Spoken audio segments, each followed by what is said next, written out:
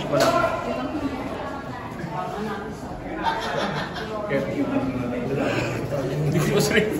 Okay, game sa Kasi yung nalaro mo tonight, sorry sa mga nag-step up kanina, yun lang yung masahin sa nilaro mo.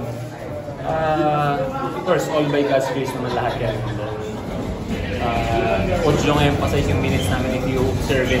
I don't know kung ilang magpas pa ng 30 or basta alam ko balancing minutes ngayon. So, knowing na wala si Berto ngayon and yun, pinakita naman na everyone can step up when given the opportunity. So, of course, grateful kay Coach Jong na nagkakatiwalaan tayo and then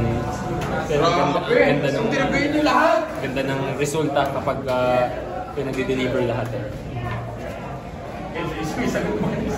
Shout out Matt Nieto at Jake Pasco.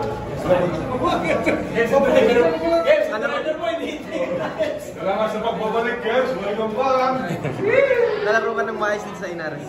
Yes, first, praise God kasi I mean, nakabalik ako 2 conferences pa lang, kumbaga dito pa yung full off season na nakapag-prepare ako. So, first, praise God, finally feels nice na I don't know if I'm 100% game shape, but ang ano lang, it feels nice na kahit paano, unti-unti nakapaglaro ko ng mga nakakatulong ako sa team. And then of course, against San Miguel na we know na always contender kahit anong conference pa yan.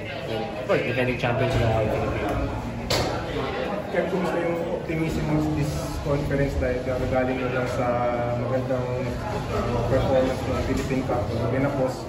Pero kumusta yung optimism nga na at least ma-overcome yung pang-reach agad sa playoffs ulit? Yun, personal goal ko, I mean, for the team. I don't know if they'll say the same, but ako, gusto ko talaga maging consistent play of contender kami. But ako, ang gusto ko sana makasemis kami at least. Kasi, last conference, Rainier siya, tinalo ko twice to beat. And I think maybe it's a good experience for us, but siguro, pressure can be good or bad. Pinag-usapan ko sana parang good teams at Miguel, PFP, Ginebra, Converge, lahat yan may pressure naman, lahat manalo yun. So, might as well na mag-pressure natin sarili natin to perform and to be in the semis. Kasi, I mean, yun talagang ang solusyon namin, kailangan may pressure sa sarili na sabi nga sa amin, we are paid to win, we are not paid to play.